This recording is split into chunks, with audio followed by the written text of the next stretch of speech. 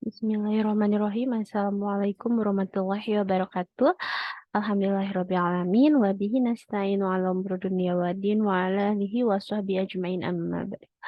Alhamdulillah, kali ini kita dapat bertemu kembali dalam materi yang berbeda dari biasanya, yaitu dalam materi keagamaan, yaitu mengenai hakikat ipteks dalam pandangan Islam.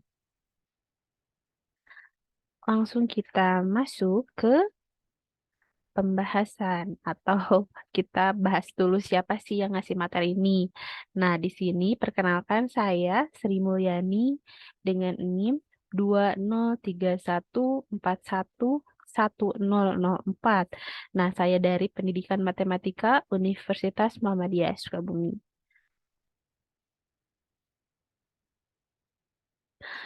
Nah, di sini mengenai pembahasan yang pertama itu akan kita bahas konsep ipteks dan peradaban Islam.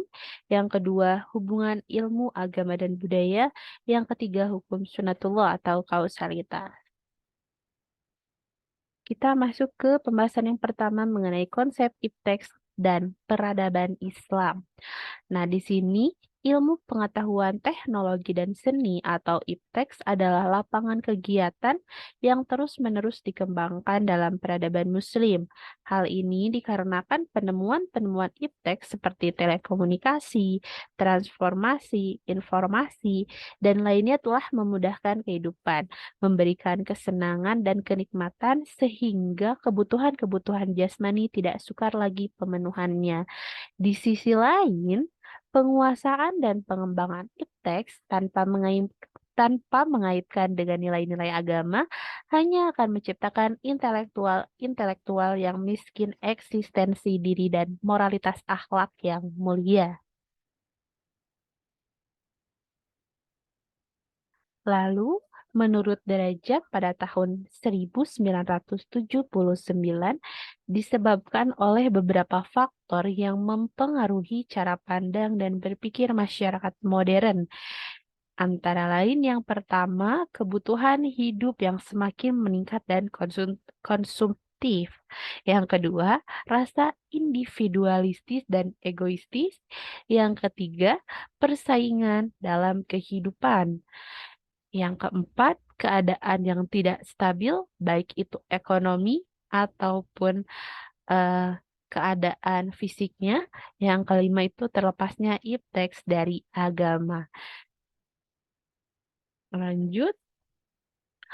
Nah, menurut Trianto pada tahun 2007, ipteks tersebut hakikatnya adalah alat yang diberikan kepada manusia untuk mengetahui dan mengenal rahasia-rahasia alam ciptaan Allah sebagai khalifah Allah di bumi.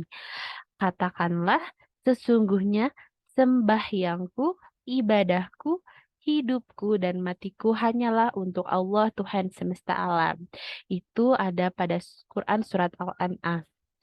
Seperti dikatakan oleh Wan Daud juga pada tahun 2006, para intelektual telah mendapati bahwa salah satu daripada watak khas peradaban Muslim ialah perhatiannya yang serius terhadap pencarian berbagai cabang ilmu.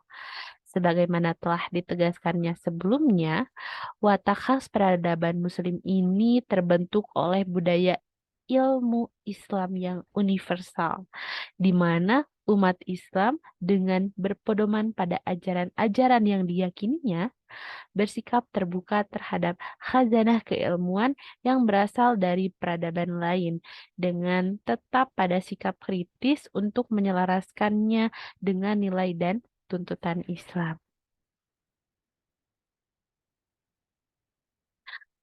Oke, nah kita ke pembahasan yang kedua mengenai hubungan ilmu agama dan budaya.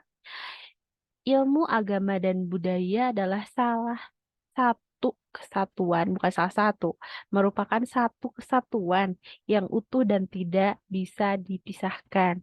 Hubungan ilmu agama dan budaya akan berkaitan dengan posisi akal dalam sistem ajaran agama.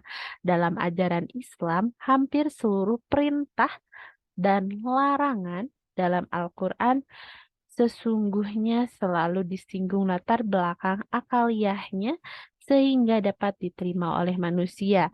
Contohnya di sini kita ambil saja bahwasanya umat Islam itu tidak diperbolehkan memakan daging babi dan diharamkan.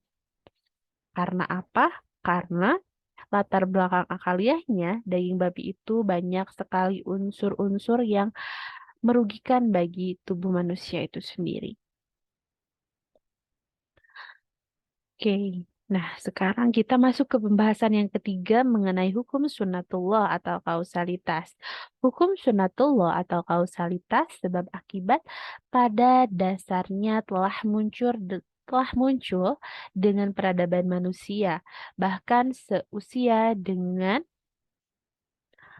alam dan realitas eksistensi itu sendiri. Manusia sebagai makhluk yang berakal berupaya mencari sebab-sebab dari setiap kejadian dengan mengetahui sebabnya, berarti memahami akar dan sumber akibat atau kejadiannya. Oke, nah masih di pembahasan yang ketiga, di sini sunatullah ini memiliki beberapa spesifikasi atau karakteristik sebagai berikut. Yang pertama, mengatur pergerakan alam semesta dengan seluruh isinya. Yang kedua, memiliki sifat fitrah, yakni tetap dan otomatis. Yang ketiga, penciptaan manusia tunduk pada fitrah Allah. Yang keempat, objek hukum sunatullah adalah alam semesta. Dan yang kelima, alam semesta bukan merupakan subjek hukum sunatullah yang memiliki pilihan dan tanggung jawab. Yang keenam, alam semesta sebagai objek hukum sunatullah dapat terjadi perubahan atau perkembangan. Yang terakhir, atau yang ketujuh, mekanisme kerja hukum alam terbebas dari campur tangan akal dan kehendak manusia. Jadi itu bisa di luar kendali manusia. Karena yang mengaturnya itu Allah Subhanahu wa taala. Oke, kita lanjutkan. Nah, dari beberapa pembahasan tadi, dari 3 pembahasan, yang pertama, kedua, yang ketiga, kita dapat simpulkan e-text hakikatnya adalah alat yang diberikan kepada manusia untuk mengetahui dan mengenal rahasia-rahasia alam ciptaan Allah Subhanahu wa taala sebagai khalifah Allah Subhanahu wa taala di bumi dalam rangka pengabdian total kepada Allah Subhanahu wa taala. Ilmu agama dan budaya adalah satu kesatuan yang utuh, tidak bisa dipisahkan.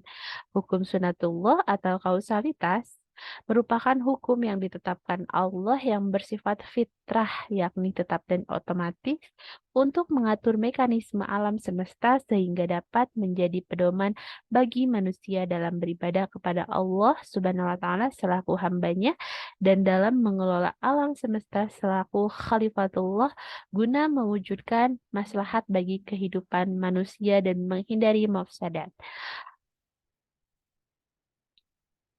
Oke, mungkin hanya itu yang dapat saya sampaikan. Kurangnya datang dari saya dan lebihnya dari Allah Subhanahu wa taala.